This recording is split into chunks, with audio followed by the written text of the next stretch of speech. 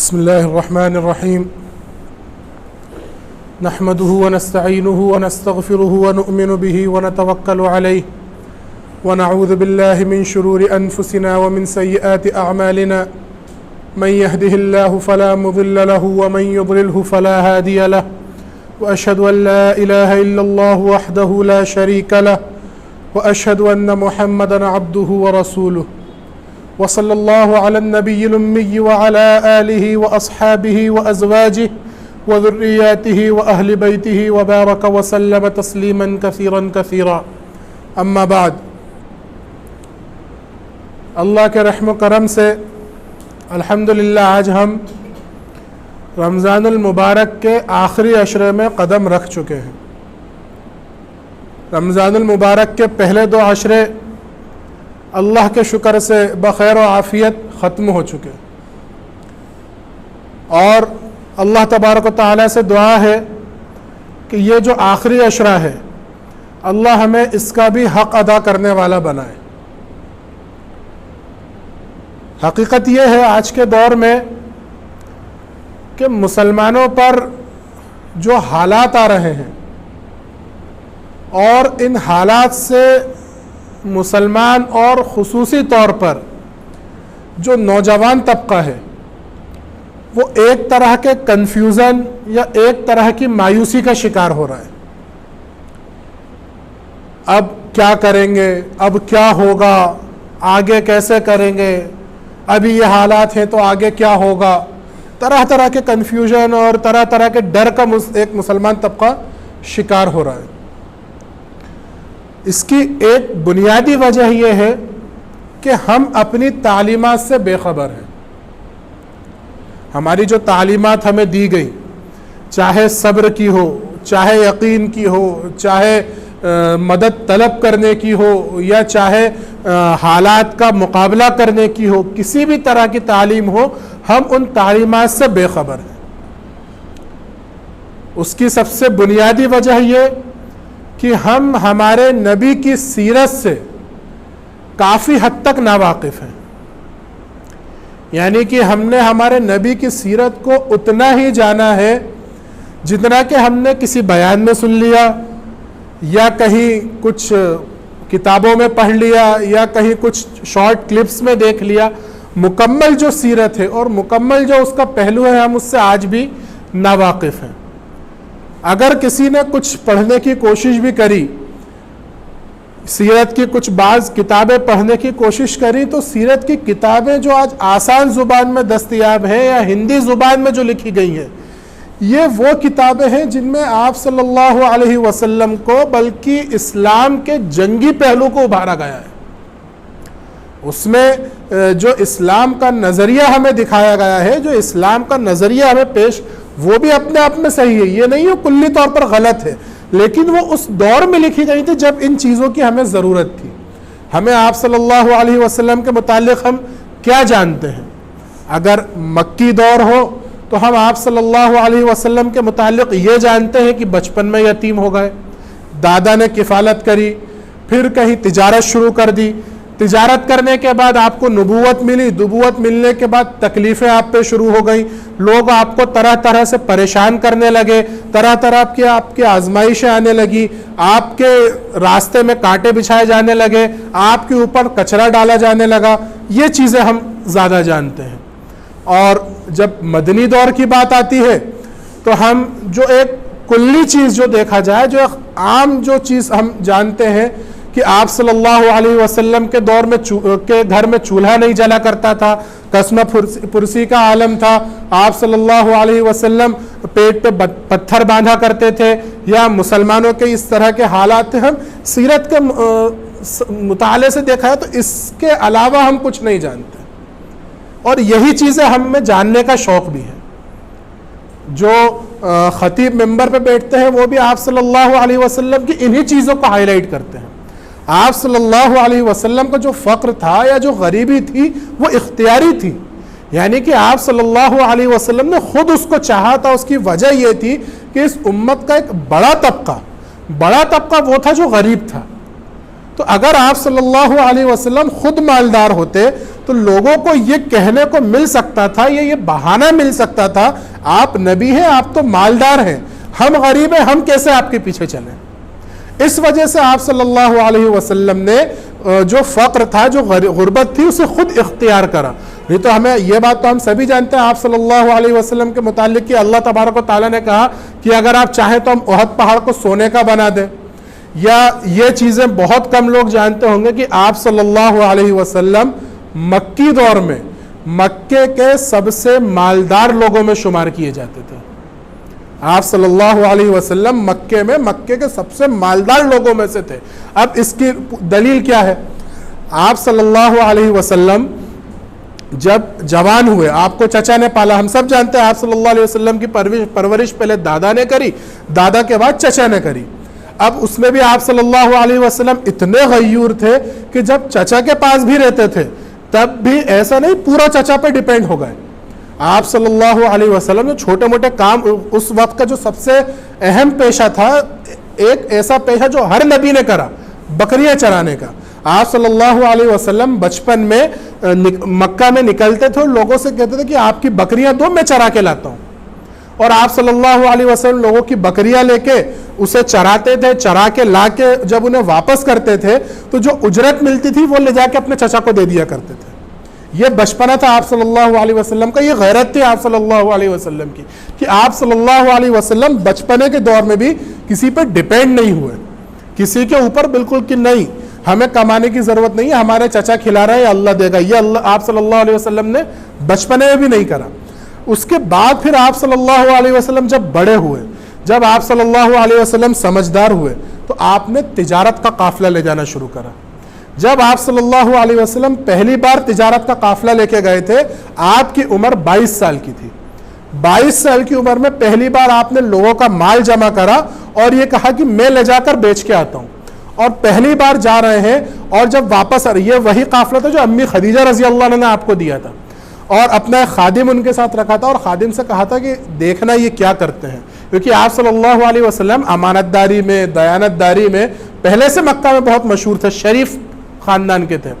اب آپ صلی اللہ علیہ وسلم جب اس کو لے کے گئے اور جب واپس آئے تو جو ایک عام تاجر جس کو 22 سال کا تجربہ ہوتا تھا اس دور میں، اس سے زیادہ منافع آپ صلی اللہ علیہ وسلم نے لا کے دیا.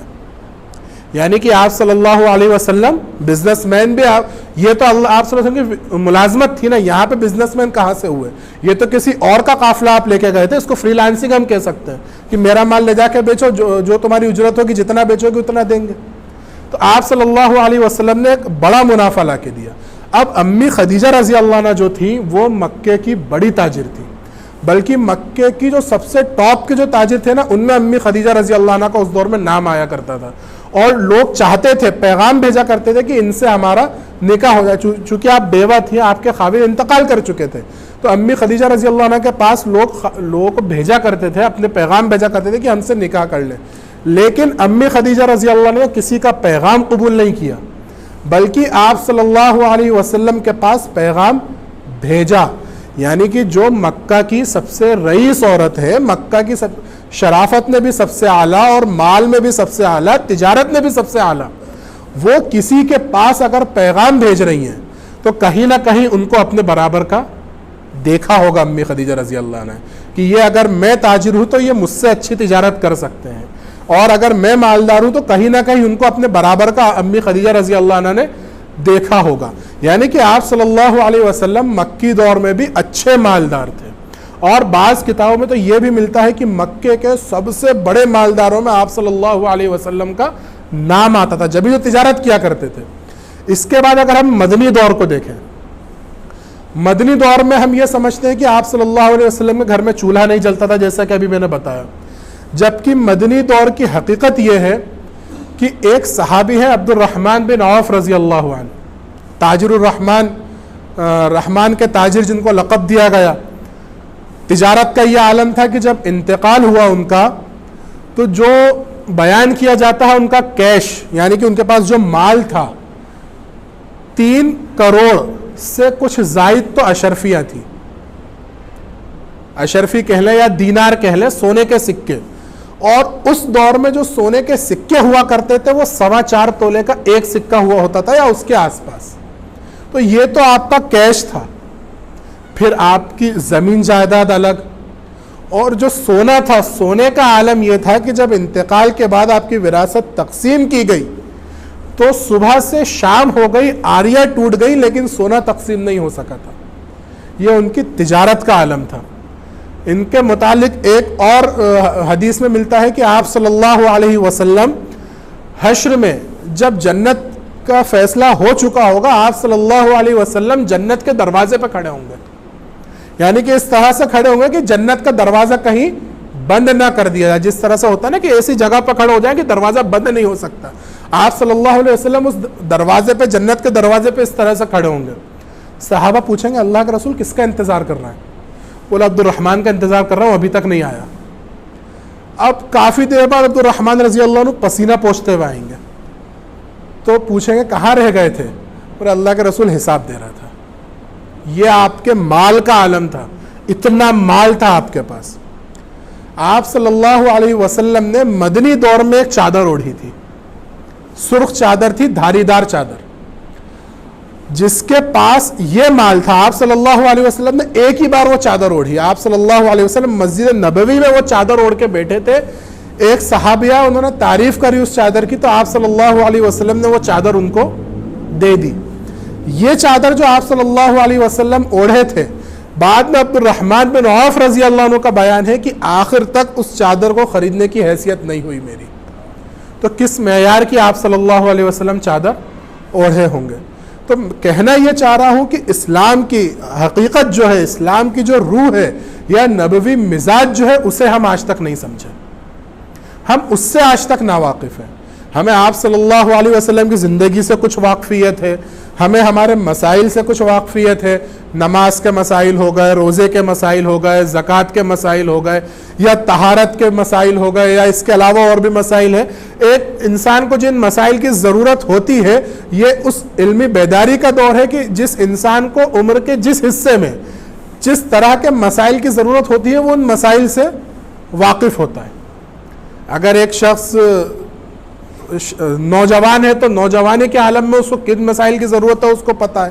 اگر وہ تاجر ہے تو تجارت میں اس کو کن مسائل کی ضرورت شریعت کی روح سے اسے پتہ ہے. اگر وہ بوڑھا ہے تو اس کو اس وقت کن مسائل کی ضرورت ہے اسے پتہ ہے. اگر وہ عمرے پہ جا رہا ہے تو عمرے کے مسائل سے واقف ہے. حج پہ جا رہا ہے تو حج کے مسائل سے واقف ہے. یعنی کہ اس کو اپنی زندگی کے جو مسائل ہیں اس سے وہ اتنا دور نہیں ہے جتنا ایک دور میں لوگ ہوا کرتے تھے. یہ علمی بیداری کا دور ہے. اب پھر کیا وجہ ہے کہ ہمارے اندر مایوسی, جو ہمارے معلومات ہے ہمارے متعلق, ہم اپنے مسائل کو جانتے ہیں, پھر ہمارے اندر مایوسی کیا ہے؟ اس کی دو وجہ. ایک تو یہ کہ ہم یہ سمجھ رہے ہیں کہ جو یہ حالات ہیں یہ پہلی بار آ رہا ہے, اور واقعی میں ہم پہ پہلی بار آ رہا ہے, لیکن اس سے سخت حالات بھی پہلے آ چکے ہیں. یہ ہم نہیں جانتے کیا حالات کس دور میں کس طرح سے کس پہ آئے تھے, اور ان حالات سے مسلمان کس طرح سے نمٹے تھے. اگر نبوی دور میں آئے تھے تو کس طرح سے نپٹے تھے, اگر نبوت کے بعد آئے تھے تو کس طرح سے نپٹے تھے, صحابہ کے دور کے حالات تھے تو مسلمانوں نے کیا کرا تھا, آپ صلی اللہ علیہ وسلم کے دور کے حالات تھے تو مسلمانوں نے کیا کرا تھا, یا آپ صلی اللہ علیہ وسلم کے دور سے پہلے کے حالات تھے تو اس وقت جو اہل حق لوگ تھے انہوں نے کیا کرا تھا, یا دیگر نبیوں کے جو حالات تھے اس میں لوگوں نے کیا کرا تھا.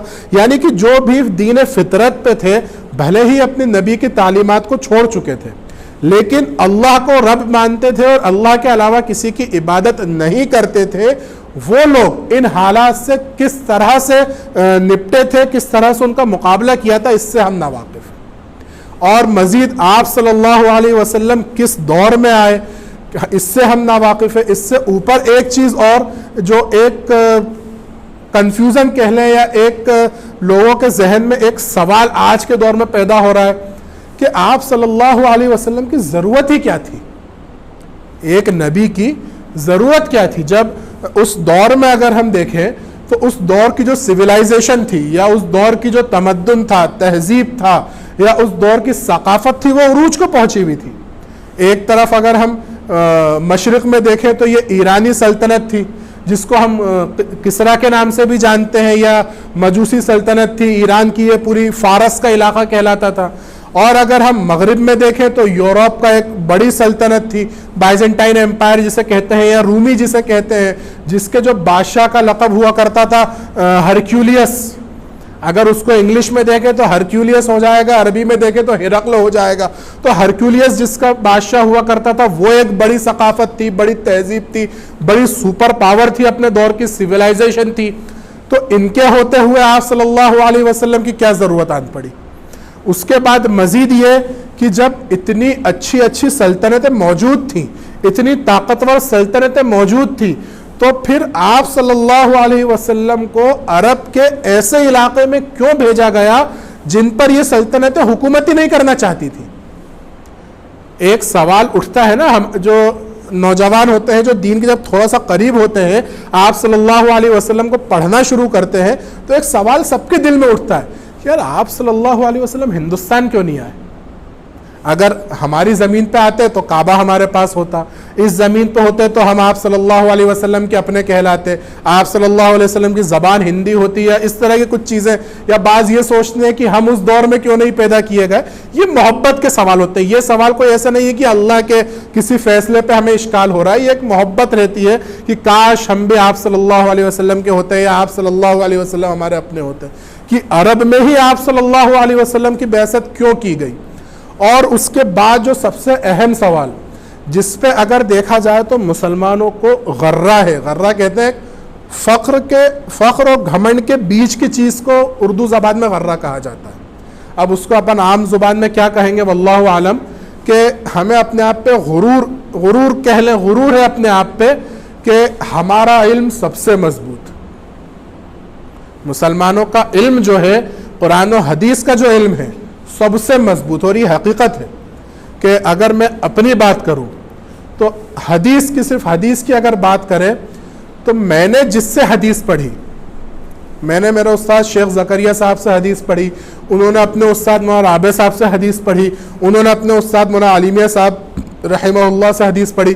اس طرح سے یہ سلسلہ حدیث کا ہوتے ہوتے ہوتے آپ صلی اللہ علیہ وسلم تک جاتا ہے. اسی طرح سے قرآن کی بھی ایک سند ہے.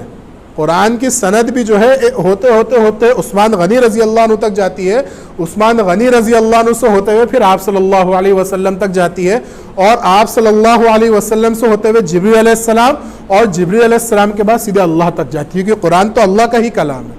تو یہ جو مسلمانوں کا علم ہے، اور آپ صلی اللہ علیہ وسلم کے دور کے بعد جب مسلمان سپر پاور بن چکے تھے، خلافت راشدہ رہی، خلافت بنو عباس رہی، خلافت راشدہ کے بعد خلافت بنو امیہ رہی، بنو عباس رہی، پھر عظیم الشان خلافت عثمانیہ رہی.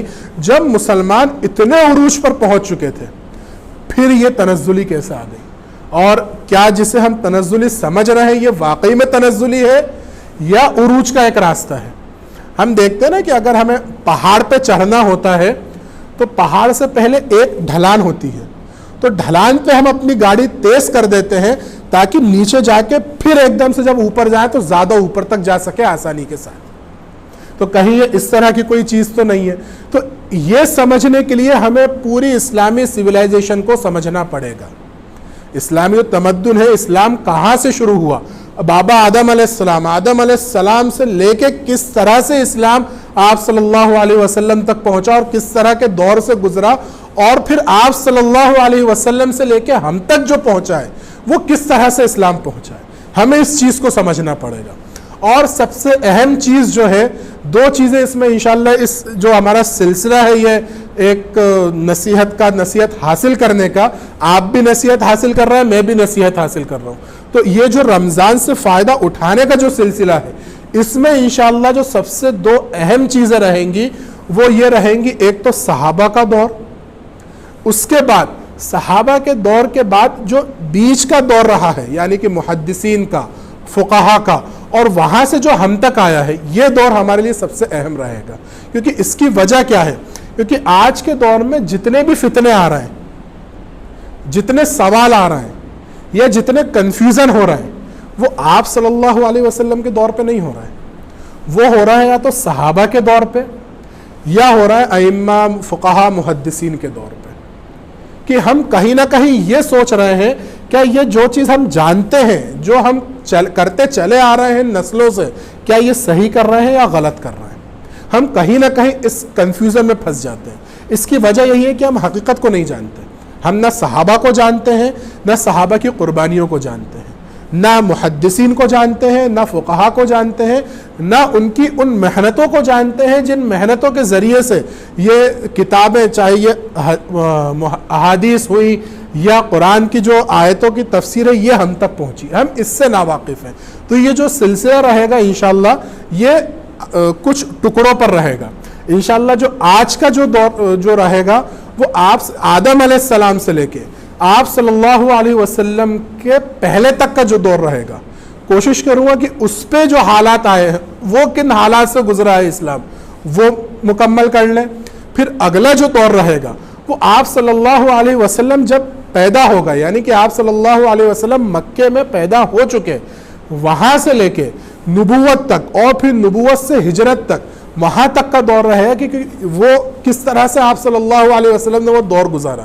اور پھر ہجرت تیسری جو سلسلہ رہے گا اس میں آپ صلی اللہ علیہ وسلم کے ہجرت کے بعد کا دور رہے گا، ہجرت کے بعد کا دور۔ اور انشاءاللہ کوشش کی جائے گی کہ اسی میں صحابہ کا جو دور تھا، خصوصاً خلفائے راشدین کا دور، کیونکہ صحابہ کا دور جو ہے کافی بعد تک چلا ہے، کہ خلفائے راشدین تو علی رضی اللہ عنہ پہ خلافت راشدہ ختم ہو گئی، اس کے بعد حضرت حسن رضی اللہ عنہ، پھر امیر معاویہ رضی اللہ عنہ تھے، یہاں تک صحابہ موجود تھے، پھر یزید آیا، یزید کے دور میں بھی صحابہ موجود تھے، اور اس کے بعد بھی کافی عرصے تک صحابہ موجود تھے۔ تو وہ دور انشاءاللہ اس میں تیسری قسم میں تیسرے سلسلے میں کوشش کروں گا اس کو ختم کر دوں۔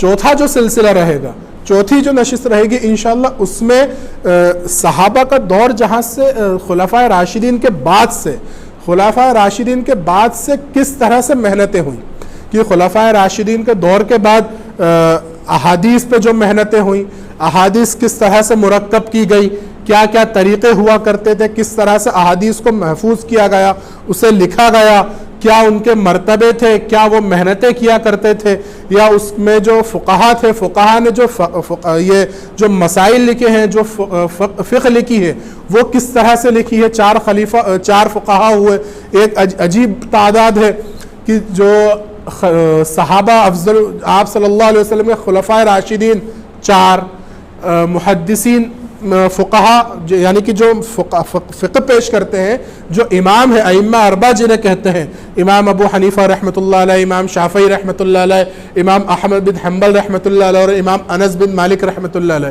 یہ بھی 4۔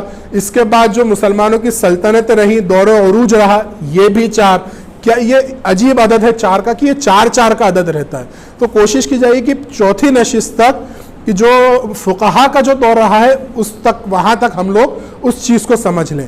اور پھر 5ویں نشست میں آج کے دور کے حساب سے، یعنی کہ آج ہم جس طرح کے حالات کا سامنا کر رہے ہیں، چاہے ہم اخلاقی طور پہ ہوں، یا چاہے معاشی طور پہ ہوں، یا چاہے گھر کے اندر کے حالات ہوں، یا گھر کے باہر کے حالات ہوں، کچھ بھی حالات ہوں، چاہے ہمارے شریعت پہ حملے ہو رہے ہوں، یا ہماری جو اسلامی ثقافت ہے اس پہ حملے ہو رہے ہوں، اس پہ کوشش کی جائے کہ اس کو کسی طرح سے اس دور کے حساب سے میں آپ کو بتا سکوں کہ اس دور میں کیا ہوا تھا، تو اس دور میں ہم کن حالات کا سامنا کر رہے ہیں، اور اس میں کیا چیز ایک جیسی ہے، کیا چیز اس میں مماثلت رکھتی ہے، کہ کیا آپ صلی اللہ علیہ وسلم فرما چکے تھے اور کیا آپ صلی اللہ علیہ وسلم آگے کی پیشن گوئیاں دے رہے تھے۔ کہ جو آج کے حالات ہمیں دکھ رہے ہیں کہ عجیب حالات ہیں، یہ وہی حالات ہیں جو آپ صلی اللہ، میں یہ اپنے طور پہ کہہ رہا ہوں، کئی بار کچھ چیزیں اللہ اپنے طرف سے ڈال دیتا ہے، کہ آپ صلی اللہ علیہ وسلم پہ جو حالات خندق کے موقع پہ آئے تھے، اسی طرح کے حالات آج ہم پہ آ رہے ہیں۔ اب کیا حالات، کہ آپ صلی اللہ علیہ وسلم کا عالم یہ تھا، پیٹ پہ پتھر بندھے ہیں، سب جانتے ہیں کہ کھانے کو اتنا کم تھا کہ پیٹ پہ پتھر بندھے تھے کہ بھوک محسوس نہ ہو۔ بعض صحابہ ایسے تھے جو بھوک کے مارے گر رہے تھے، گر جاتے تھے۔ یہ حالات تھے آپ صلی اللہ علیہ وسلم کے اور امت مسلمہ کے۔ اور اس قسمہ پرسی کے عالم میں، جس کو قرآن بیان کرتا ہے کہ ان پہ چاروں طرف سے حملے ہو رہے تھے، اور یوں لگا تھا کہ اسلام کا اب دم آخری ہے، اب اسلام ختم ہوا، اس دور میں جب اتنا حملہ ہو رہا تھا, اتنے مشکل حالات تھے, اس میں آپ صلی اللہ علیہ وسلم کیا کہہ رہے تھے؟ کہ آپ صلی اللہ علیہ وسلم یہ کہہ رہے تھے کہ صبر کرو اللہ سب دے گا؟ یہ تو بہت چھوٹی چیز ہے. اللہ کے رسول کیا کہہ رہے تھے کہ دیکھو تم لوگ ایران فتح کرو گے, تم لوگ روم فتح کرو گے. آپ صلی اللہ علیہ وسلم کیا کہہ رہے ہیں کہ یہ مجھے پورے ایران کے محلات دکھا دیے گئے, یہ میرے صحابہ فتح کریں گے, یہ بائزنٹائن امپائر جو ہے, یہ رومی سلطنت جو ہے, ہرقل جس کا بادشاہ ہے, جو اس وقت کی سپر پاور, یعنی کہ اس وقت کی بہترین سویلائزیشن اگر آج کے حساب سے دیکھا جائے تو اس وقت کا امریکہ, اس وقت کا امریکہ ہے. اور یہاں پر یہ حالات ہے کہ برما جو مدینہ کے جو مثال برما کی مثال ہم لے لیں, مدینہ آج کے دور کا برما ہے اور وہ آج کے دور کا امریکہ ہے, یا امریکہ سے ہی بڑا لے لیں روس ہے, کیونکہ امریکہ کی تو چھوٹا سا علاقہ ہے نا, روس کہہ لیں کہ رومی سلطنت اس دور کی روس اور مدینہ اس دور کا برما. تو برما کے لوگ اگر یہ کہیں کہ چند سالوں میں ہم روس کو فتح کر لیں گے, چند سالوں میں ہم روس فتح کر لیں گے, تو جو آس پاس کے ممالک ہیں وہ اپنے اپنے ملک سے دماغوں کے ڈاکٹر وہاں بھیج دیں گے کہ یہ پاگل ہوگا, ان کا علاج کرو. یہ اس دور کے حالات تھے. تو اس دور میں آپ صلی اللہ علیہ وسلم کس وجہ سے, کس طاقت کے بھروسے پہ یہ کہہ رہے ہیں کہ ہم روم فتح کریں گے؟ تو یہ ہمیں سمجھنا پڑے گا کہ کیا جو مایوسی کے حالات ہیں جسے ہم دور زوال سمجھ رہے ہیں, کیا یہ دور زوال ہے, یہ دور عروج ہے؟ یہ ہمیں سمجھنا پڑے گا, اور یہ ہمیں پوری وہ ایک تاریخ سمجھنا پڑے گی. بہرحال اب ہم آدم علیہ السلام سے اگر شروع کریں تو آدم علیہ السلام, اصل جو آدم علیہ السلام کی جگہ تھی, جو گھر تھا, کیا تھا؟ جنت تھا نا. بچوں سب آگے آؤ, سب آگے آ جاؤ.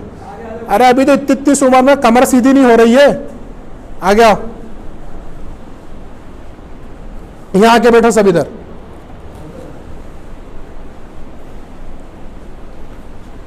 آدم علیہ السلام ہم سب کے باپ, مسلمانوں کے کم سے کم آدم علیہ السلام باپ ہیں. اب میں مسلمانوں کے کیوں کہہ رہا ہوں؟ کیونکہ بعض وہ بھی ہیں جو ڈارون کی تھیوری پہ عمل کرتے ہیں اور یہ کہتے ہیں کہ انسان پہلے بندر تھے اور پھر بندر سے وانر بنے اور پھر وانر سے گوریلا بنے اور گوریلا سے پھر انسان بنے. تو ہو سکتا ہے آپ کے اجداد وہ ہوں گے, ہمارے اجداد تو آدم علیہ السلام ہے. آدم علیہ السلام کا حقیقی گھر کیا تھا؟ جنت. اب آدم علیہ سب سے پہلا فیصلہ جب اس دور میں, یعنی کہ اس وقت جب آدم علیہ السلام کا دور تھا, تو اللہ تبارک و تعالیٰ آدم علیہ السلام سے پہلے فرشتوں کو بھی پیدا کر چکے تھے اور جناتوں کو بھی پیدا کر چکے تھے. اور عبادت کا یہ عالم تھا کہ جناتوں کا جو عبادتوں میں جناتوں کا سردار ابلیس, وہ اس عروج تک پہنچ چکا تھا اپنی عبادت کے ذریعے سے, اس قربت کو پہنچ چکا تھا اللہ تبارک و تعالیٰ کی, کہ اللہ تبارک و تعالیٰ نے اسے جنت میں انٹری دے دی تھی کہ وہ جنت میں آ جا سکتا تھا. مزید یہ کہ فرشتے اس سے پوچھا کرتے تھے, اس سے عبادت کے طریقے پوچھا کرتے تھے. یہ ابلیس جنات کا عالم تھا, فرشتے اس سے بڑے مخلوق تھے, لیکن پھر بھی اپنی عبادت سے وہ اس درجے کو پہنچ چکا تھا کہ بعض فرشتے اس کو حضرت کہتے تھے. ابلیس کو ہم اپنی زبان میں کہلے حضرت کہتے تھے, مولانا کہتے تھے, مولانا کیا کرنا چاہیے. تو فرشتوں کا عالم یہ تھا, فرشتے ایسے فرشتے کہ جب سے بنے ہیں آج تک سجدے میں ہیں اور قیامت تک وہ سجدے میں ہی رہیں گے. اور کچھ ایسے فرشتے ہیں جب سے بنے ہیں آج تک رکوع میں ہیں اور قیامت تک رکوع میں رہیں گے. تو فرشتوں کی عبادت کا یہ عالم اور جناتوں کا یہ عالم کہ ایک جنات اپنی عبادت سے اس درجے کو پہنچ چکا تھا کہ جنت میں اسے انٹری مل چکی تھی. پھر انسانوں کو بنانے کی کیا وجہ تھی؟ پھر اللہ تبارک و تعالیٰ نے انسانوں کو کیوں پیدا کیا؟ قرآن میں جب ہم دیکھیں کہ جب اللہ تبارک و تعالیٰ نے انسانوں کے بنانے کا فیصلہ کیا, آدم علیہ السلام کی تخلیق کا فیصلہ کیا اور فرشتوں کو بتایا کہ میں ایسا ایک انسان بناؤں گا, تو فرشتوں نے کیا کہا تھا کہ ایک تو یہ ہم آپ کی عبادت کے لیے کافی ہیں, دوسرا یہ کہا تھا کہ یہ زمین میں فساد پھیلائیں گے. اس دور میں نہ دنگے ہوتے تھے, نہ فساد کوئی کرنے والا تھا, نہ اللہ تبارک و تعالیٰ کا کوئی انکار کرنے والا تھا, نہ کوئی نمازوں کو چھوڑنے والا تھا جیسی بھی ان کی نمازیں ہوں گی، نہ کوئی روزوں کو چھوڑنے والا تھا، نہ کوئی جھوٹ بولنے والا تھا، نہ کوئی بد اخلاقی کرنے والا تھا، نہ کوئی بد کلامی کرنے والا تھا۔ پھر اللہ تبارک و تعالیٰ انسان کو بنانے، فرشتے کہہ رہے ہیں کہ یہ آپ کی زمین میں فساد ہی پھیلائیں گے، پھر آپ انہیں کیوں بنا رہے ہیں؟ تو اللہ تبارک و تعالیٰ نے کیا جواب دیا کہ جو میں جانتا ہوں وہ تم نہیں جانتے۔ اور پھر کیسے کہ اللہ تبارک و تعالیٰ نے آدم علیہ السلام کو کچھ چیزوں کے نام پہلے سے سکھا دیے تھے، تو فرشتوں سے جب پوچھا گیا، فرشتوں نے کہا ہم نہیں جانتے، آدم علیہ السلام نے وہ چیز بتا دی، تو فرشتوں سے پھر جب اللہ تبارک و تعالیٰ نے کہا فرشتوں سے کہ آدم کو سجدہ کرو، فرشتوں نے انکار کر دیا، معاذ اللہ، فرشتوں نے جیسے ہی کہا فرشتے سجدے میں گر پڑے۔ آدم علیہ السلام نے جیسے ہی اللہ نے کہا سجدہ تعظیمی کرو، یعنی کہ یہ تمہارے بڑے ہیں، تم سے زیادہ جاننے والے ہیں، تم سے زیادہ محترم ہیں، ان کو سجدہ تعظیمی کرو، عزت کا سجدہ کرو ان کو، فرشتے فوراً سجدے میں گر گئے۔ ابلیس نے سجدہ نہیں کرا۔ ابلیس نے سجدہ کیوں نہیں کرا؟ کہ ابلیس کو تکبر ہوا نا کہ میں اتنا دیندار، میں اتنا نیک، میں آگ سے بنا ہوں، آگ کی صفت ہے اوپر جانا، مجھے جنت میں داخلہ ہے، پھر بھی میں اس کو سجدہ کیوں کروں؟ ابلیس سے سجدہ نہیں کرا، ابلیس کو وہاں سے دھتکار دیا گیا۔ ابلیس نے خود اللہ سے کہا کہ آپ مجھے وقت دیجئے، میں ایک مقررہ مدت تک آپ کے بندوں کو بہکاؤں گا، انہیں جہنم میں لے جاؤں گا، جس طرح سے آپ نے مجھے مردود کر دیا میں آپ کے بندوں کو مردود کروں گا۔ اب یہاں پر ابلیس نے کیا کرا؟ ہٹ دھرمی اختیار کی۔ یہاں پہ ہمیں دو مزاج مل گئے، ایک فرشتوں کا مزاج کہ جو اللہ نے کہا لبیک، اللہ نے کہا گر جاؤ، گر گئے، اللہ نے کہا سجدے میں سر رکھ دو، تو جب تک اللہ نہیں کہیں گے سجدے سے سر بھی نہیں اٹھائیں گے۔ یہ فرشتوں کا مزاج ہمیں مل گیا۔ ابلیس کا مزاج کیا ملا؟ ہٹ دھرمی۔ یہ کس کا؟ شیطانوں کا یا جناتوں کا مزاج ہمیں ملا، ہٹ دھرمی، تکبر، یہ شیطانوں کا مزاج مل گیا۔ اب کس کے مزاج کی باری ہے؟ انسانوں کے مزاج کی۔ اب آدم علیہ السلام کو پھر جنت میں داخل کر دیا گیا۔ پھر وہ تفصیلی مزید واقعہ ہے کہ آدم علیہ السلام کو کس طرح ابلیس نے بہکایا۔ آدم علیہ السلام کے لیے امی حوا کو بھی بھیج دیا گیا، ابلیس نے انہیں بہکایا۔ وہ شجر ممنوعہ جو تھا، یعنی کہ وہ درخت جس کو کھانے کا منع کرا تھا، وہ درخت آدم علیہ السلام نے ابلیس کے بہکانے پہ کھا لیا۔ نافرمانی دونوں نے کری، آدم علیہ السلام نے بھی کری، ابلیس نے بھی کری۔ ابلیس نے کیا نافرمانی کری کہ اللہ نے کہا سجدہ کرو آدم علیہ السلام کو، ابلیس نے منع کر دیا۔ اللہ نے آدم علیہ السلام نے کیا نافرمانی کری کہ اللہ نے کہا کہ اس پیڑ کے قریب بھی مت جانا، اس درخت کے قریب بھی مت جانا، آدم علیہ السلام نے وہ درخت کھا لیا۔ دونوں نافرمانیاں۔ اب پھر کیا ہوا؟ آدم علیہ السلام کو دنیا میں اتار دیا گیا۔ اب جب دنیا میں اتارا گیا تو یہاں پہ جو انسانی مزاج معلوم ہوا کہ آدم علیہ السلام نے ہٹ دھرمی نہیں کی۔ اللہ سے یہ نہیں کہا کہ اللہ اگر یہ درخت مجھے نہیں کھانا تھا تو آپ نے یہ درخت جنت میں لگایا ہی کیوں؟ اگر آپ یہ چاہتے تھے کہ میں اس درخت کے قریب نہ جاؤں تو آپ نے جنت میں یہ درخت ہی کیوں لگایا؟ اور مزید آپ کو یہ بھی پتا تھا کہ ابلیس دشمن بن چکا ہے، اس نے آپ سے یہ بھی کہا ہے کہ میں آپ کے بندوں کو بہکاؤں گا، اس کے بعد بھی آپ نے اسے میرے پاس بھیج دیا، میرے پاس آنے کی آپ نے اجازت دے دی۔ اجازت تو اللہ نے دی ہے نا، ابلیس نے اجازت مانگی، اللہ نے اجازت دے دی۔ تو آدم علیہ السلام یہ کہہ سکتے تھے نا کہ اللہ جب یہ آپ کا دشمن بن چکا ہے، آپ کے بندوں کا دشمن بن چکا ہے، پھر آپ نے اسے وقت کیوں دیا؟ اگر آپ، اور حقیقت بھی ہے کہ اگر اللہ تبارک و تعالیٰ ابلیس کا اسی وقت گریبان پکڑ لیتے، جو بھی ہے اس وقت ابلیس کو پکڑ لیتے یا جہنم میں داخل کر دیتے یا فرشتوں سے قید کروا لیتے، تو کیا ابلیس آج دنیا میں اتنے فسادوں کی وجہ بنتا؟ اگر اللہ تبارک و تعالیٰ نے ابلیس کو قید کر لیا ہوتا تو نہ آدم علیہ السلام جنت سے نکالے جاتے، نہ ہم یہاں مسجد میں عبادت کر رہے ہوتے، نہ گرمی کے روزے برداشت کر رہے ہوتے، نہ ہمارے اوپر کوئی ٹینشن ہوتا۔ میں جنت میں ہوتے، سب کی 70 حوریں ہوتی، 70 محل ہوتے، پتہ نہیں جنت میں کیا مزے کر رہے ہوتے، نہ امین اعتکاف میں بیٹھے ہوتے۔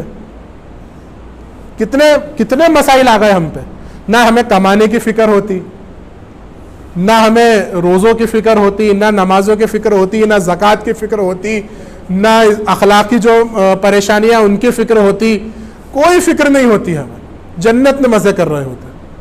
لیکن اللہ تبارک و تعالیٰ کو آدم علیہ السلام کا بنانے کا مقصد یہ تھا کہ آدم علیہ السلام سے پہلے جو دنیا میں تھے فرشتے جو تھے، فرشتوں کو کوئی اختیار ہی نہیں تھا. فرشتوں کو کوئی اختیار نہیں تھا. اللہ نے کہہ دیا رکوع کرنا ہے تو قیامت تک رکوع میں رہیں گے. اللہ نے کہہ دیا سجدہ کرنا ہے تو قیامت تک سجدے میں رہیں گے. اور جو جنات تھے، جنات کا معاملہ یہ تھا کہ چونکہ وہ ہر چیز اپنے سامنے سے دیکھ رہے تھے، فرشتوں کو دیکھ رہے ہیں، اللہ کے آس پاس کے ماحول کو دیکھ رہے ہیں، جنت کو دیکھ رہے ہیں، جہنم کو دیکھ رہے ہیں، تو ان کو بھی سچ اور جھوٹ کا پتہ تھا، تو وہ بھی اللہ کی عبادت میں لگے ہوئے تھے. انسان کو بنانے کا مقصد یہ تھا کہ اللہ تبارک و تعالیٰ ایسی مخلوق چاہتے تھے جس کو پورا اختیار ہو، صحیح اور غلط کا اسے اختیار ہو. اسے اختیار ہو کہ وہ نماز پڑھے یا چھوڑ دے، اسے اختیار ہو کہ وہ روزہ رکھے یا چھوڑ دے، اور اس اختیار کے بعد وہ روزہ رکھے. اسے یہ اختیار ہو کہ گرمی ہے تو روزہ چھوڑ دو، سردی ہے تو روزہ رکھ لو. یا اسے یہ اختیار ہو کہ جب چاہے نماز پڑھی، جب چاہے نماز چھوڑ دے. یا اسے یہ اختیار ہو کہ جس طرح سے کمانا چاہے کمائے، جس طرح سے خرچ کرنا چاہے خرچ کرے. نہ کمانے کی کوئی پابندی، نہ خرچ کرنے کی کوئی پابندی. لیکن اس کے باوجود بھی وہ بندہ میرے کہے کے مطابق خرچ کرے. یہ اللہ تبارک و تعالیٰ کا انسانوں کو بنانے کا اصل مقصد تھا. اور یہ فرق ہے تینوں مخلوق کے مزاج میں، فرشتوں کے، جناتوں کے اور انسانوں کے مزاج میں یہی فرق ہے. تو اب آدم علیہ السلام تو دنیا میں آ گئے.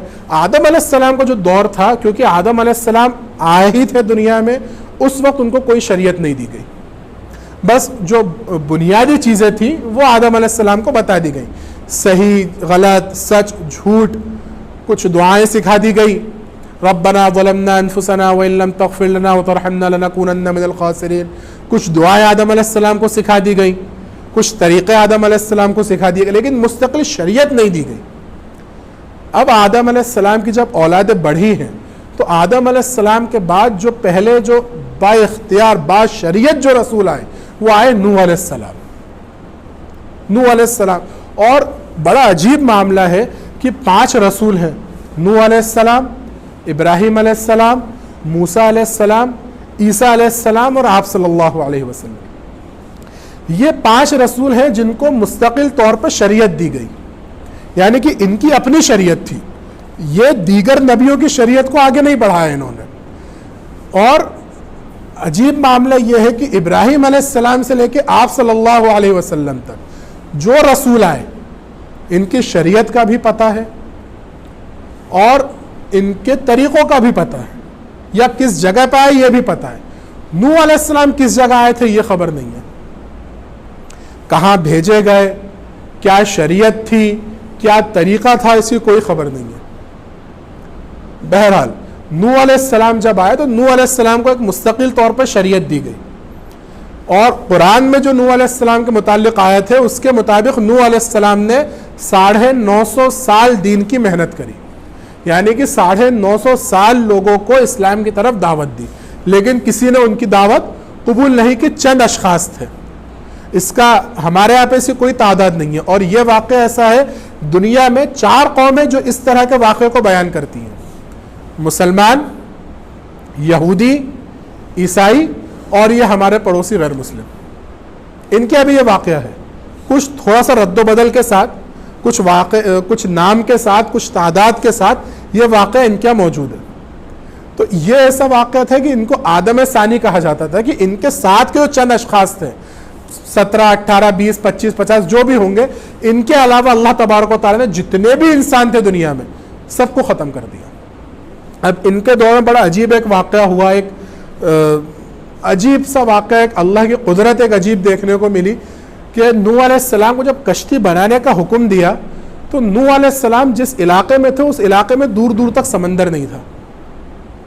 اور بعض کتابوں میں یہ بھی ملتا ہے کہ اس علاقے کے لوگ سمندر سے واقف ہی نہیں تھے، کشتی چلانا ہی نہیں جانتے تھے کہ کشتی کس طرح سے چلائی جائے گی، کشتی چلتی کیسے. جب نوح علیہ السلام نے کشتی بنانا شروع کری نا تو وہ نوح علیہ السلام کا مذاق اڑاتے تھے. کہ تم اتنی بڑی چیز کہاں پانی پہ چلاؤ گے؟ کیا بالٹی میں چلاؤ گے؟ کہاں چلاؤ گے؟ اتنا بڑا کون سا تالاب ہے تمہارے پاس جہاں تم یہ چلاؤ گے؟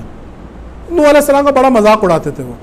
اور مذاق کے ساتھ ساتھ بھی انہوں نے کیا کرا کم بختوں نے بدبختوں نے، جلن میں نوح علیہ السلام کی جو کشتی تھی نا اس میں پخانہ کرنا شروع کر دیا. کشتی میں پخانہ کرنا شروع کر دیا. اب وہ پخانہ کرتے جائیں نوح علیہ السلام اللہ سے، اللہ یہ کیا کر رہا ہے، میں کیا کروں گا؟ اللہ نے کہا تم اپنا کام کرتے رہو، تم مت گھبراؤ، انہی سے صاف کرواؤں گا. تمہیں تو ہم نے جو حکم دیا تم وہ حکم پورا کرتے رہو بس. اب جب نوح علیہ السلام کی کشتی تیار ہو گئی تو وہ جو کشتی تھی نا وہ لبالب، بالکل پخانہ جو کرتے تھے لبالب بھر چکی تھی. اب اس دور میں کیا ہوا، اللہ تبارک و تعالیٰ نے جتنے لوگ تھے نا سب کو خارش کی بیماری دے دی، کھجلی چلنے لگی، سب کو کھجلی چلتی تھی. اب وہ کھجلی کے عالم میں بھی ایک آدمی، پتہ نہیں اللہ نے کیا اس کی قسمت کو لکھا ہوگا، وہ آدمی کشتی کے کنارے پہ بیٹھ کے، کیونکہ کشتی تو بھر چکی تھی کہاں بیٹھ کے کرے، تو کشتی کا جو پلہ ہوتا ہے نا وہ پلے پہ بیٹھ کے پخانہ کر رہا تھا وہ. اور وہ پخانہ کرتے کرتے اس کا پیر پھسلا اور کشتی کے اندر گر پڑا. اب وہ بڑا کراہیت کرتے ہوئے یہ کیا ہوا میرے ساتھ باہر نکلا. جب اس نے اپنے آپ کو صاف کرا تو اسے محسوس ہوا کہ کھجلی بند ہو گئی، کھجلی اس کی بند ہو گئی. اب جب یہ بات مشہور ہوئی کہ جو کھجلی کی بیماری ہے اس کا علاج یہ ہے، اب لوگ چلے آ رہے ہیں، بالٹیاں پہ بالٹیاں بھر کے لے کے جا رہے ہیں. وہ جو جنہوں نے گندا کرا تھا وہی اس کو اٹھا کے لے کے جا رہا ہے. اور مزید یہ کہ جب اس میں ختم ہو گئے نا اس کو دھو کے اس کا پانی لے گئے. کیوں؟ کہ اگر بعد میں کبھی ہوئی تو پھر اس سے علاج کر لیں گے. جو عادت ہے نا انسانوں کی جمع کر کے رکھنے کی، کہ ابھی جو ملا ہے بڑا عجیب، کہ ابھی ملا ہے اس کو رپیٹ لو. وہ جو اس میں تھا اس کو 3 4 پانیوں سے دھویا، پانیوں کو جمع کر لیا. اب وہ طوفان نوح آیا، پھر نوح علیہ السلام کی کشتی، الگ الگ جو ہوا ہم سب وہ واقعے سے واقف ہیں کہ جتنے انسان تھے سب ختم ہو گئے سوائے نوح علیہ السلام کے. اب پھر نوح علیہ السلام کے بعد جو دور تھا وہ دھیرے دھیرے تبدیل ہونا شروع ہوا. کیا ہوا کہ جب نوح علیہ السلام کے بعد جو لوگ انتقال کر جاتے تھے ان کے کہیں جو انتقال کر گئے ان کے مجسمے بنا لیے، کہیں کچھ اس طرح سے جو بت پرستی تھی نوح علیہ السلام کے بعد پھر سے شروع ہوئی. کہ لوگوں نے کیا کرا، جو نیک ہوتے تھے، جو اللہ کے بندے ہوتے تھے، جب ان کا انتقال کر جاتے پہلے ان کے جو متبرکات تھے، یعنی کسی کی جانماز ہوگی، کسی کا لوٹا ہوگا، اس کو سنبھالنا شروع کرا. اور پھر دھیرے دھیرے دھیرے دھیرے کر کے اس تصویر بنانا شروع کری، تصویر کے بعد مورتی بنانا شروع کری. پہلے یہ تھا کہ تعظیم ان کی کرتے تھے، ان کی عزت کرتے تھے، ان کو اپنے ساتھ رکھتے تھے، اور پھر دھیرے دھیرے انہی کی عبادت شروع کر دی. اب نوح علیہ السلام کے بعد دھیرے دھیرے نبی آتے رہے، انبیاء آتے رہے، وہ وہی نوح علیہ السلام کی ہی جو شریعت تھی اسے ہی آگے بڑھا رہے تھے. وہ نوح علیہ السلام کے جو طریقے تھے انہی کو آگے بڑھاتے تھے. نوح علیہ السلام کے بعد جو سب سے جلیل القدر جو پیغمبر آئے ہیں، جو رسول آئے، وہ آئے ہیں ابراہیم علیہ السلام. ابراہیم علیہ السلام کا جو علاقہ تھا یہ ایران کے آس پاس کا علاقہ تھا، اور ابراہیم علیہ السلام آتش پرست خاندان کے تھے. یعنی کہ جو آپ کا خاندان تھا وہ آگ کی پوجا کرتا تھا، آگ کی عبادت کیا کرتا تھا. اب ابراہیم علیہ السلام کا ایک تو آگ کی عبادت کرتا تھا وہ خاندان، دوسرا وہ وہ ہوتا تھا نا معبود بنایا کرتا تھا، یعنی کہ مورتیاں بنایا کرتا تھا. اس دور میں جو یہ فن تھا یہ بہت عروج پہ تھا. آدم علیہ السلام کے جو والد تھے آزر، وہی مورتی بناتے تھے. اور بعض لوگ یہ کہتے ہیں کیونکہ ابراہیم علیہ السلام تھے تو آزر جو تھے وہ ابراہیم علیہ السلام کے چچا تھے، باپ نہیں تھے، چچا تھے، واللہ عالم. اب جو رسول تھے، نبیوں کے خاندانوں میں ایک بات بڑی صاف ہوتی ہے کہ یہ باضابطہ کافر نہیں ہوتا. نبی کا جو خاندان ہوتا ہے چاہے وہ نبی ہو یا رسول ہو، کافر نہیں ہوتا. یہ کافر کا مطلب کیا؟ اللہ کا سرے سے انکار کرنا کہ اللہ ہوتا ہی نہیں ہے. یہ جو ابو جہل، ابو لہب بھی جو تھے نا، یہ کافر نہیں تھے، یہ مشرک تھے. یہ اللہ کے ساتھ کسی کو شریک کرتے تھے. اللہ کو تو مانتے تھے لیکن اللہ کے ساتھ کسی کو شریک کرتے تھے کہ یہ اللہ تک ہماری سفارش پہنچائیں گے. تو اسی طرح سے ابراہیم علیہ السلام کا بھی خاندان تھا. اب ابراہیم علیہ السلام جب وہ سب دیکھتے تھے تو انہیں بڑا عجیب لگتا تھا کہ ان کی کیوں عبادت کر رہے ہیں, کیا وجہ ہے. تو اس دور میں ایک میلہ جیسا لگا کرتا تھا ایران میں, وہ آج بھی ایک ایسا معبد ہے, اس کے آثار ہیں. یہ کہا جاتا ہے کہ وہی معبد ہے جس میں ابراہیم علیہ السلام نے بتوں کو توڑا تھا. اب اس میں کتنی حقیقت ہے, کتنا فسانہ ہے, واللہ عالم. آپ صلی اللہ علیہ وسلم کے ذریعے سے اس کی ہمیں کوئی دلیل نہیں ملتی. اب ابراہیم علیہ السلام نے دعوت کا جو طریقہ اختیار کیا, یہ طریقہ دعوت ہمیں یہاں ملتا ہے کہ ہم الگ الگ انسان کو کس طرح سے دعوت دے سکتے ہیں. کہ ابراہیم علیہ السلام نے کیا کرا, سب سے پہلا جو طریقہ اختیار کیا کہ بولے یہ سورج ہے, بولے سورج سب سے بڑا ہے, بولے یہ میرا خدا. اب شام ہوئی, سورج ڈوب گیا ہے, بولے یہ کیسا خدا, یہ تو ڈوب گیا, یہ میرا خدا نہیں ہے. پھر سورج ڈوبا تو کیا نکلا, چاند نکلا. چاند کو بولے کہ یہ میرا خدا. اب صبح ہوئی تو چاند بھی ختم, بولے یہ بھی میرا خدا نہیں ہے. پھر آگ کو بولا کہ آگ کی عبادت کروں گا, تو بولے یہ کیا, یہ تو پانی سے بجھ گئی, تو اس کی میں کیسے عبادت کروں. تو جب لوگ اس طرح سے جب کنفیوز ہوئے تو ابراہیم علیہ السلام نے کہا کہ الگ الگ جن کی تم عبادت کرتے ہو یہ بہتر ہے یا وہ ایک اللہ بہتر ہے جس نے ان سب کو بنایا. کیونکہ اللہ کا کچھ تصور تو تھا نا ان کے یہاں پہ, جبھی تو مشرک تھے ان کے خاندان والے, کہ ایک اللہ بہتر ہے, یہ سارے بت بہتر ہے جن کی تم عبادت کرتے ہو. اب بہرحال ایک یہ واقعہ ہوا. اس کے بعد ایک واقعہ کیا ہوا کہ ایک میلہ جیسا کچھ لگا, تو تمام شہر کے لوگ اس میلے میں گئے. ابراہیم علیہ السلام چپکے سے گئے اس معبد خانے میں جہاں پر عبادت کی جاتی تھی, جہاں پر طرح طرح کے بت رکھے تھے. تو ابراہیم علیہ السلام نے ایک ہتھوڑے سے سارے بت توڑ ڈالے, سارے بت توڑ دیے.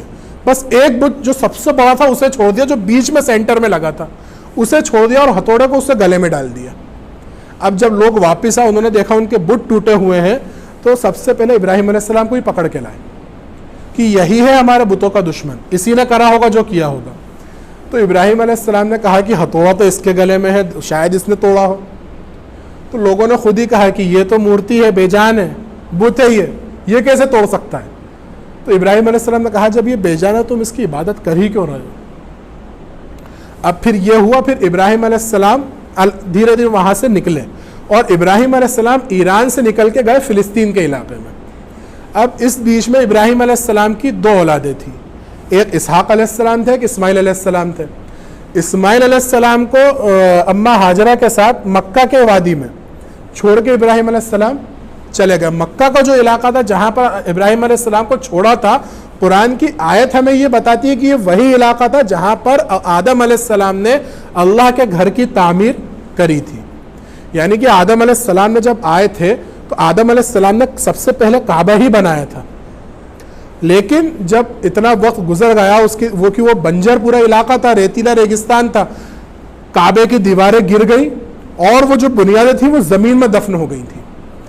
اور جب ابراہیم علیہ السلام کو اللہ نے حکم دیا تھا, اسماعیل علیہ السلام اور ابراہیم علیہ السلام کو, کہ تم کعبہ بناؤ, تو جبریل علیہ السلام نے نشان لگایا تھا کہ اس جگہ پر تمہیں کعبہ بنانا ہے اور اس جگہ پر آپ کو کعبے کی بنیاد ملے گی. جب اس جگہ کو کھودا گیا تو وہاں پہ کعبے کی وہ بنیاد ملی تھی جو آدم علیہ السلام نے رکھی تھی, اور پھر اسی بنیاد پہ کعبہ بنا اور جو آج تک موجود ہے.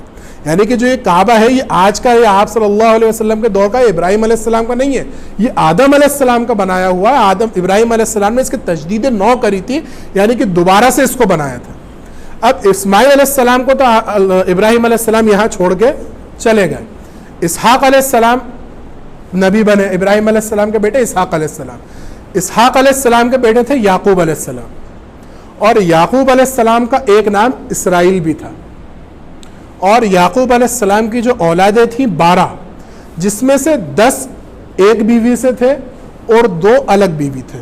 یعنی کہ یوسف علیہ السلام اور بنیامین علیہ السلام یہ ایک ماں کے بیٹے تھے, اور باقی جو 10 بھائی تھے یہ ایک ماں کے بیٹے تھے. یعنی کہ یہ سگے نہیں تھے آپس میں, ماں ان کی الگ الگ تھی, والد ایک تھے.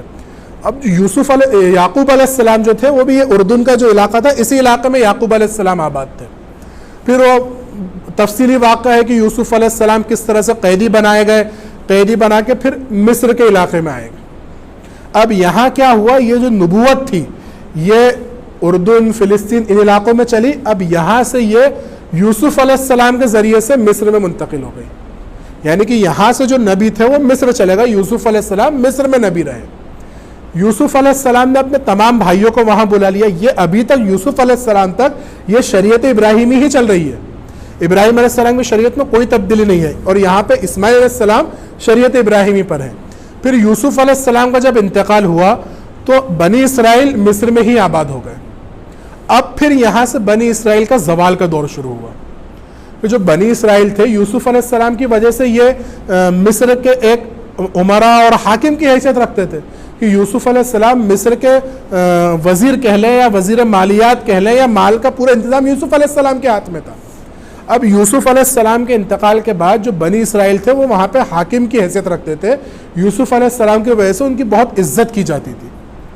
لیکن اب وہ عزت دھیرے دھیرے جیسے وقت بدلا, اور جو مصری قوم تھی وہ مصری قوم کے اندر کی ہم یہ کہہ لیں قومیت جاگی, یا ان کے اندر کا ایک رگ پھڑکی, یا ابلیس نے ان کو بہکایا. بنی اسرائیل کے زوال کا دور شروع ہوا. اب بنی اسرائیل کے زوال کا دور اس طرح سے شروع ہوا یہ کہ جو بنی اسرائیل کبھی حاکم تھے وہ دھیرے دھیرے کر کے غلام بنا لیے گئے.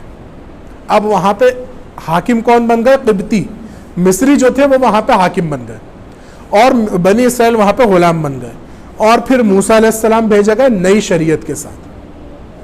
موسیٰ علیہ السلام نے کئی سال فرعون کو دعوت دی, کئی سال بنی اسرائیل کے ساتھ رہے, کئی عرصہ الگ الگ علاقوں میں رہے موسیٰ علیہ السلام.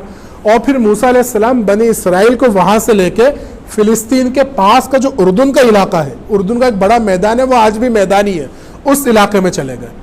اور وہاں سے یہ کہا کہ فلسطین پہ جو قوم عمالقہ تھی اس سے جہاد کا کہا بنی اسرائیل سے کہ دیکھو یہ عمالقہ ہے, اللہ تبارک و تعالیٰ نے فتح کا وعدہ کر رکھا ہے, تم حملہ کرو, اللہ تبارک و تعالیٰ تمہیں فتح نصیب کریں گے.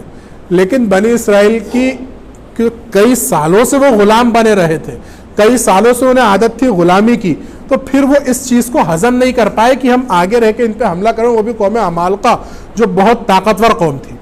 بنی اسرائیل نے وہاں پہ حملہ کرنے سے انکار کر دیا. قرآن کی ایک آیت ہے اذهب انت وربك فقاتلا انا هاهنا قاعدون, کہ بنی اسرائیل نے موسیٰ علیہ السلام سے کہا آپ جائیے اور آپ کا رب جائے, ہم یہیں پر بیٹھے ہیں. اب وہ بیٹھے کا ہم ترجمہ کچھ بھی کر سکتے ہیں اپنی زبان میں, وہ ممبر سے وہ ترجمہ کہنا مناسب نہیں ہے. بہرحال کہ وہ ہمیں ڈر لگ رہا ہے, کچھ بھی ہم اس کو کہہ سکتے ہیں, آپ اور آپ کا رب جائیے, ہم تو یہی بیٹھیں گے, جب آپ فتح کر لیں تو ہمیں بتا دینا. تو اللہ تبارک و تعالیٰ نے بنی اسرائیل کو ایک عذاب دیا, 40 سال کا عذاب. یہ 40 سال کا عذاب یہ دیا کہ 40 سال تک اسی وادی جو تی کہلاتی ہے, وادی تی میں یہ بھٹکتے رہیں گے.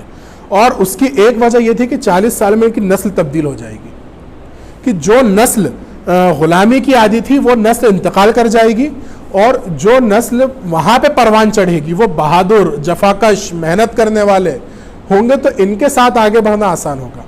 پھر موسیٰ علیہ السلام کا اسی علاقے میں انتقال ہو گیا.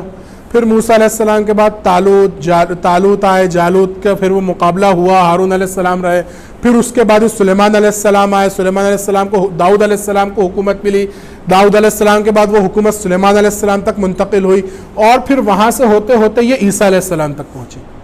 عیسیٰ علیہ السلام بنی اسرائیل کے آخری نبی ہیں. اس کے بعد بنی اسرائیل میں کیا پوری دنیا میں کوئی نبی نہیں آیا سوائے آپ صلی اللہ علیہ وسلم کے. اب عیسیٰ علیہ السلام جب نبی بنا کر بھیجا گیا بنی اسرائیل میں, تو بنی اسرائیل اتنی سرکش ہو چکی تھی کہ نبیوں کو قتل کر دیتے, ان کو دھوکہ دیتے, کسی کو قتل کر دیا, کسی کو بھگا دیا, طرح طرح کے بنی اسرائیل پہ ظلم کرتے تھے وہ. لیکن وہاں پہ جو انبیاء تھے وہ اپنی جگہ پر جمے رہتے, کوئی بھی بھاگتا نہیں وہاں سے. اب جب عیسیٰ علیہ السلام آئے, عیسیٰ علیہ السلام نے جب نئی شریعت اور دعوت پیش کری, تو یہود جو تھے اس وقت جو دنیا میں جو سویلائزیشن تھی, یا جو سپر پاور تھی, یا جو قوم عروج پر تھی, وہ تھی ایک کسریٰ اور دوسری تھی روم کی سلطنت. تو روم کی سلطنت کو تو حکومت سے مطلب تھا, یہودیوں سے, بنی اسرائیل سے کوئی مطلب نہیں تھا. اب جب عیسیٰ علیہ السلام کا جب خطرہ محسوس ہوا یہودیوں کو, تو انہوں نے روم کی سلطنت کو, یا اس کے جو عمال ہوں گے, وزراء ہوں گے, عمراء ہوں گے, ان کو بھڑکانا شروع کرا کہ یہ فتنہ برپا کر رہے ہیں, ایسا کر رہے ہیں, فلاں کر رہے ہیں, یہ کر رہے ہیں, وہ کر رہے ہیں. تو انہوں نے پریشان ہو کہا کہ ٹھیک ہے, جاؤ تمہیں جو کرنا ہے کرو, آج شام تک کا ٹائم ہے, آج شام سے پہلے اگر پھانسی دے دو تو ہو جائے گی, نہیں تو نہیں ہوگی.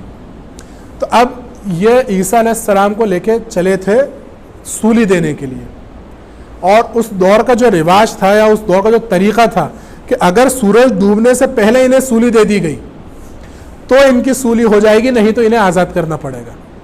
اب عیسیٰ علیہ السلام کوئی کمزور ہو چکے تھے۔ یہ واقعہ میں نے لکھنؤ کے ایک چرچ میں دیکھا ہے، اور ہو بہو یہی واقعہ جو قرآن میں ہے وہی واقعہ میں نے وہاں پر دیکھا ہے، لیکن پتہ نہیں کیا عجیب کیوں اس کے بعد بھی یہی مانتے کہ عیسیٰ علیہ السلام کو سولی دی گئی۔ وہ ہوا یہ کہ جب عیسیٰ علیہ السلام سولی لے کے جا رہے تھے تو ایک یہودی شخص جو ان کو اچکا رہا تھا، اس سے لگا کہ اگر یہ اس طرح دھیرے دھیرے چلتے رہے تو پھر یہ وقت پر وہاں نہیں پہنچ پائیں گے اور سولی یہ آزاد ہو جائیں گے۔ تو اس نے کیا کرا، جلد بازی میں عیسیٰ علیہ السلام کو دھکا دیا اور وہ سولی اپنے کندھے پہ لے لی۔ اب وہ اس کا کندھے پہ لینا تھا کہ اللہ تبارک و تعالیٰ نے اس کی شباہت ہی تبدیل کر دی۔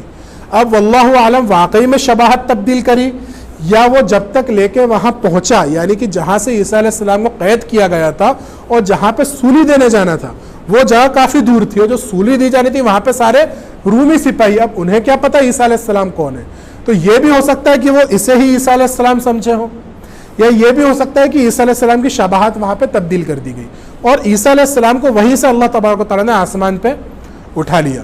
اب اس کو جب سولی دے دی گئی تو عیسیٰ علیہ السلام کے حواری تو زندہ تھے، جو عیسیٰ علیہ السلام کے ماننے والے تھے وہ زندہ تھے۔ تو عیسیٰ علیہ السلام کی تعلیمات کچھ وقت تک تو چلی، جیسی شریعت تھی ویسی کچھ وقت تک چلتی رہی۔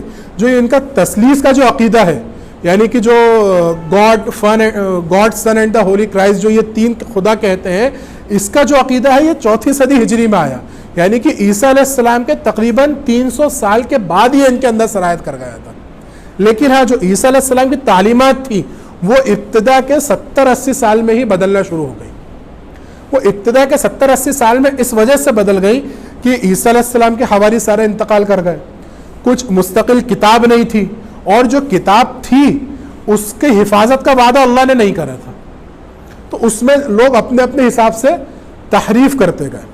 اب جب تحریف ہوتی گئی تو پھر جو الگ الگ نام ملتے ہیں، کہیں سینٹ ارنولڈ ملتا ہے، کہیں سینٹ جارج ملتا ہے، وہ اپنے اپنے حساب سے اس کتاب کو تبدیل کرتے گئے۔ اب جب یہاں پہ عیسیٰ علیہ السلام کے بعد کا جو دور ہے، یہاں سے لے کے آپ صلی اللہ علیہ وسلم کا دور 650 سال کا ہے، اور ابراہیم علیہ السلام اور آپ صلی اللہ علیہ وسلم کے بیچ کا جو فرق ہے یقینی کہیں بھی نہیں لکھا، لیکن جو یہودی روایتیں ہیں، جو اسرائیلی روایتیں ہیں، جو ان یہودیوں کی کتابوں میں لکھا ہے، وہ تقریباً 3500 سال کا ہے، یعنی کہ عیسیٰ علیہ السلام اور آپ صلی اللہ علیہ وسلم کے بیچ کے 650 سال، اور ابراہیم علیہ السلام سے لے کے عیسیٰ علیہ السلام تک کے 2850 سال، یہ دور الگ الگ ہے۔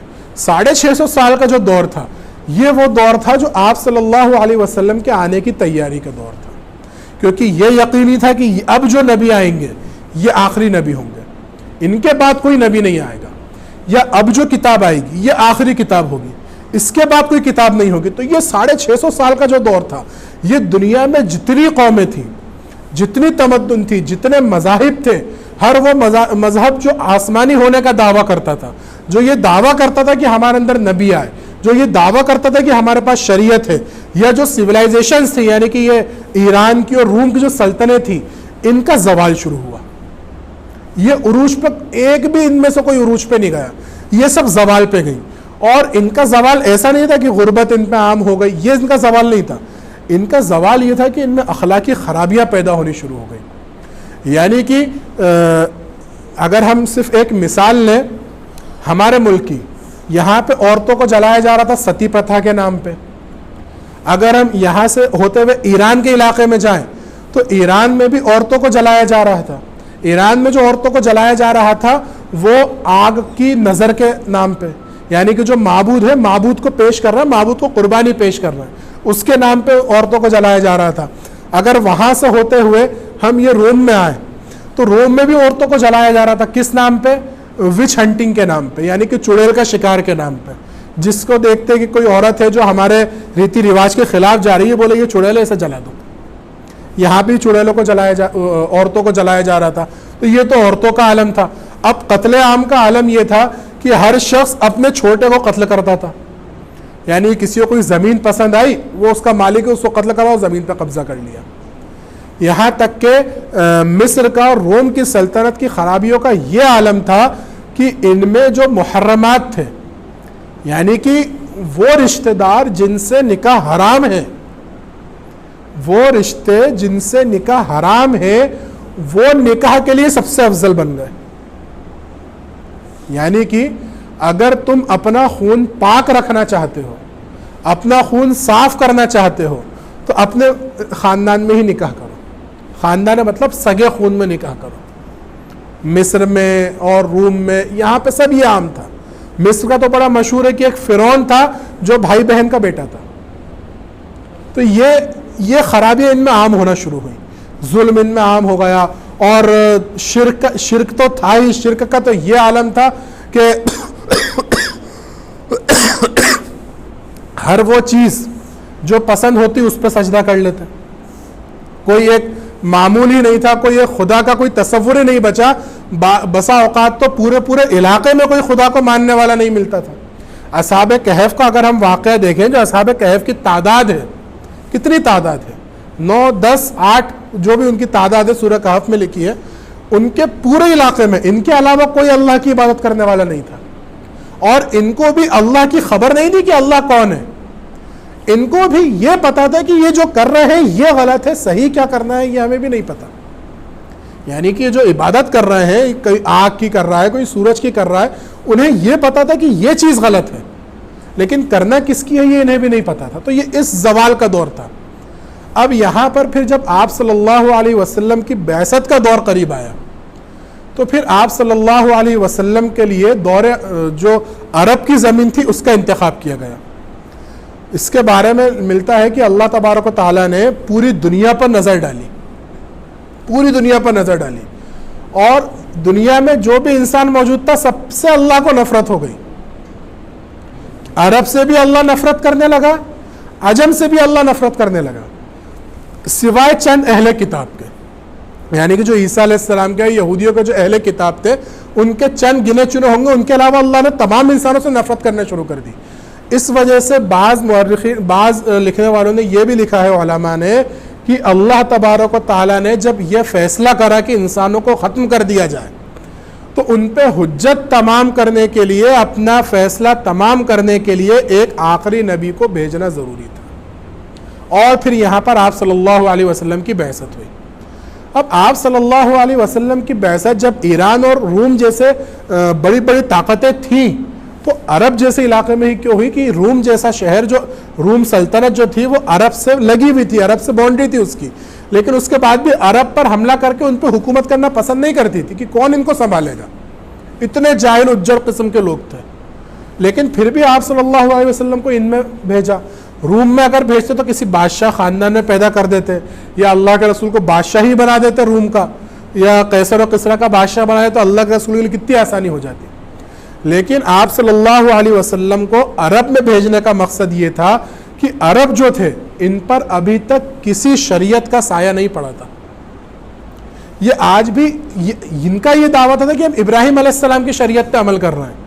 جیسے ایرانی تھے، ایران کی الگ شریعت تھی، ان کے پاس آگ سے پوجا کرنا تھا، اس میں طریقے تھے، وہ اپنا آپ کو پڑھا لکھا سمجھتے تھے، ان کی ایک تہذیب تھی، ایک ثقافت تھی، ایران کی الگ تھی اور روم کی الگ تھی، تہذیب تھی، ثقافت تھی، وہ اپنے آپ کو پڑھا لکھا سمجھتے تھے، یا ان کا الگ ایک قانون تھا، الگ اصول تھے۔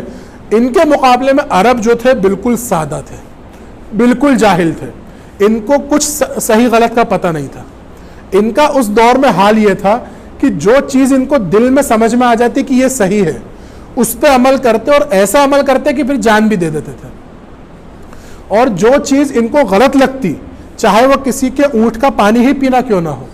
مشہور واقعہ ہے کہ 2 قبیلے تھے، ان کے اونٹ نے، ایک کے اونٹ نے دوسرے کے اونٹ سے پہلے پانی پی لیا، تو وہ جنگ 70 سالوں تک چلی۔ تو کسی کا پانی پینا ہی اگر انہیں غلط لگتا تھا تو یہ اس پہ بھی 70 سال تک جنگ کرتے تھے۔ لیکن اگر کوئی چیز ان کو اچھی لگتی تھی، کوئی چیز ان کو دل سے سمجھ میں آتی تھی، تو یہ اس پر جان بھی فدا کر دیتے تھے۔ یہ تو ان کی ایک خاصیت۔ دوسری خاصیت یہ کہ عیش پسند نہیں تھے عرب۔ جس طرح سے قیصر و کسریٰ یعنی کہ روم اور ایران کے لوگ عیش پسند ہو گئے تھے، آرام پسند ہو گئے تھے، عرب آرام پسند نہیں تھے۔ ان کا جو سب سے ہابی جو کہہ لیں یا ان کا پسندیدہ جو عمل کہہ لیں, پسندیدہ کام کہہ لیں دن بھر کا, وہ گھڑ سواری تھا. بعض کتابوں میں لکھا ہے, یا بعض اگر پرانے عرب کے اشعار دیکھیں تو یہ دن کا ایک بڑا حصہ گھوڑے کی پیٹھ پر نکالتے تھے, گھڑ سواری کرتے, ادھر ادھر بھاگ رہے ہیں بس ایسے ہی گھڑ سواری کر رہے ہیں, لیکن گھڑ سواری کرتے تھے. اور دوسری چیز, ان کے پاس ایسا کوئی ابھی تک ان کے اوپر کوئی نبی نہیں آیا تھا. اسماعیل علیہ السلام کے بعد سے لے کے یہاں تک کوئی نبی نہیں آیا ان کے پاس. تو یہ دنیا کی جو عیش و عشرت تھی اس سے بالکل دور, طریقوں سے دور. اور جو یہ بت جو بھی کعبے میں رکھے تھے نا, جن کے بارے میں کہتے ہیں کعبے میں 360 بت تھے, ایک بھی بت ان کا اپنا بنایا ہوا نہیں تھا. عربوں کا ایک بھی بت ایسا نہیں تھا جو ان کا اپنا بنایا ہوا. یہ سب وہ بت تھے, کہیں سفر پہ گئے, وہاں پہ دیکھا ان کی عبادت ہو رہی ہے, وہاں سے ایک مانگ کے لے آئے. یا حج کا وقت تھا, کوئی آیا تو وہاں سے ہدیے کے طور پہ ایک بت لے آیا. یہ وہ بت تھے جو کعبے کے اندر رکھے گئے تھے, کوئی بت ان کا اپنا بنایا ہوا نہیں تھا. اس کے بعد یہ دوسری جو قومیں تھیں ان کے مقابلے میں اللہ پہ زیادہ یقین رکھتے تھے, ان کے مقابلے میں اللہ پہ زیادہ یقین رکھتے تھے.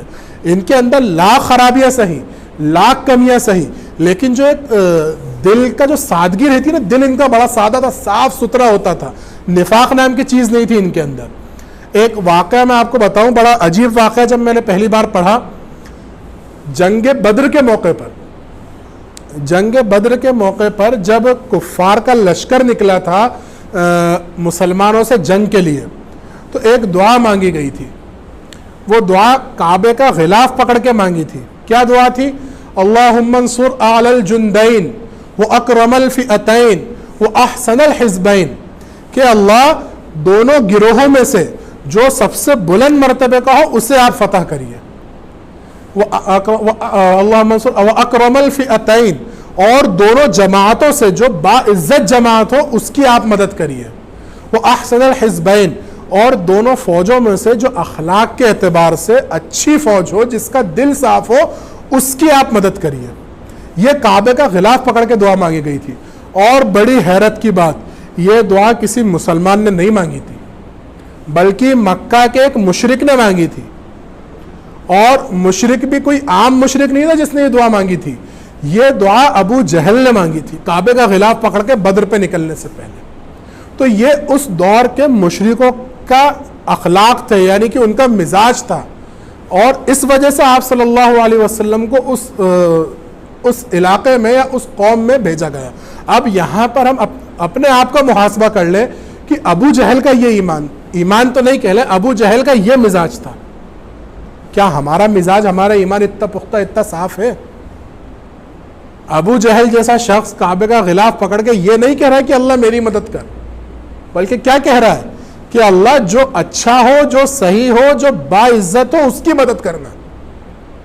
یہاں پر ہم اپنا محاسبہ کریں, اپنے آپ کو ابو جہل کے مقابلے میں رکھ لیں کہ کون بہتر ہے, ہم بہتر ہیں یا ابو جہل بہتر تھا. واللہ عالم, واللہ اگر ہم دل سے دیکھیں گے تو ابو جہل ہی بہتر تھا, ہم سے زیادہ بہتر تھا ابو جہل. کیونکہ انہی کا ایک واقعہ اور ابو سفیان کا ملتا ہے کہ ابو سفیان جب یہی روم کی سلطنت میں گئے تھے اور ہرقل جو بادشاہ تھا اس کے پاس آپ صلی اللہ علیہ وسلم کا خط پہنچ چکا تھا مدینے سے, تو اس نے پوچھا کہ یہاں پہ کوئی عرب کا کوئی ہے؟ تو بولے ہاں ایک قافلہ موجود ہے. تو بولے بلاؤ ان کو. بلایا گیا. اس قافلے میں ابو سفیان تھے, ابو سفیان رضی اللہ عنہ, اس دور میں اسلام قبول نہیں کرا تھا. جب اس قافلے کو بلایا گیا تو بولا تم میں سے خالص عرب کون ہے؟ تو ابو سفیان رضی اللہ عنہ نے کہا سبھی عرب ہیں. بولا اچھا تمہارے اندر جو محمد نام کا جو شخص ہے ان کو کون جانتا ہے؟ تو کہا سب جانتے ہیں. بولے ان کا سب سے قریبی رشتہ دار کون ہے یہ بتا. ابو سفیان نے کہا ان کا سب سے قریبی رشتہ دار میں ہوں. تو ہرقل نے اس طرح سے ان کو کھڑا کرا کہ ابو سفیان کو آگے کی طرف کھڑا کرا اور باقی لوگوں کو پیچھے کی طرف کھڑا کرا کہ اگر یہ کچھ جھوٹ بولیں تو پیچھے سے وہ اشارہ کر دیں کہ یہ جھوٹ بول رہا ہے. یہ ہرقل نے ان سے کہا. اب ہرقل نے جب آپ صلی اللہ علیہ وسلم کے متعلق سوال شروع کرے, کیا سوال کہ وہ کیا بادشاہت چاہتے ہیں, ان میں سے کوئی کبھی سردار رہا؟ بولے نہیں, سردار نہیں رہا. بولے ان کے ماننے والے کون لوگ ہیں, امیر زیادہ ہے یا غریب زیادہ ہے؟ تو بولے غریب زیادہ ہے. اس طرح کے چند سوال انہوں نے ابو سفیان رضی اللہ عنہ سے پوچھے. اور ابو سفیان بعد میں بیان کرتے ہیں، جب ایمان لا چکے تھے وہ یہ بیان کرتے ہیں کہ اگر مجھے اس بات کا ڈر نہ ہوتا کہ لوگ مجھے جھوٹا کہیں گے یا مکہ آنے کے بعد یہ لوگ میرا شہرہ کر دیں گے کہ اس نے وہاں پہ یہ باتیں جھوٹ بتائی، یا لوگ مجھے جھوٹا کہنا شروع کر دیں گے، جھوٹا ہونے کی تہمت لگانا شروع کر دیں گے، تو خدا کی قسم میں کبھی اسے سچ نہ بتاتا، خدا کی قسم میں اللہ کے رسول کی سچائی اسے نہ بتاتا۔ یعنی کہ یہ وہ قوم ہے جس میں آپ صلی اللہ علیہ وسلم بھیجے گئے، اور آپ صلی اللہ علیہ وسلم کے سب سے بڑے دشمن کا یہ عالم ہے کہ جھوٹ بولنے سے شرم محسوس کر رہا ہے۔ اب یہ وجہ تھی، یہ وجوہات تھی، اس طرح سے اسلام آدم علیہ السلام سے ہوتے ہوئے مکہ کی گلیوں تک پہنچا۔ اب انشاءاللہ اگلی جو نشست ہوگی اس میں ہم اس چیز پہ بات کریں گے کہ آپ صلی اللہ علیہ وسلم کی پیدائش کن حالت میں ہوئی، اور یہاں سے لے کے آپ صلی اللہ علیہ وسلم کا جو ہجرت کا سفر تھا اس کے بیچ کے کیا اہم واقعات ہیں، انشاءاللہ اس پہ ہم بات کرنے کی کوشش کریں گے۔ اللہ تبارک و تعالیٰ کہنے سننے سے عمل کی توفیق عطا فرمائے۔ وآخر دعوانا الحمدللہ رب العالمین۔